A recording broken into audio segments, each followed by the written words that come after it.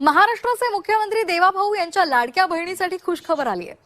लाडक्या बहिणींसाठी खुशखबर आहे, आनंदाची बातमी आहे, कारण लाडकीला आता हप्ता उद्यापासून मिळायला सुरुवात होणार आहे। बुधवारमध्ये महाराष्ट्रामध्ये एक मोठा विजय आम्हाला मिळाला आणि आपल्या आशीर्वादानं पुन्हा सरकार तयार झालं।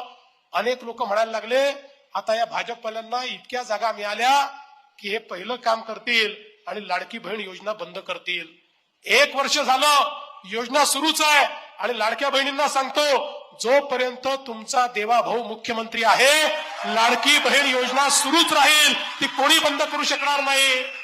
पण पुढच्या काळामध्ये माझ्या लाडक्या बहिणींना केवळ लाडक्या बहिणी ठेवू नका, त्यांना लखपती दीदी म्हणा, त्यांना लखपती दीदी करा।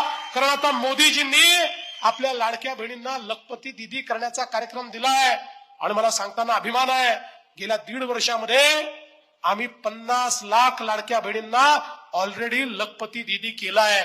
पुढच्या वर्षीपर्यंत 1 कोटी माझ्या लाडक्या बहिणी लखपती दीदी असतील।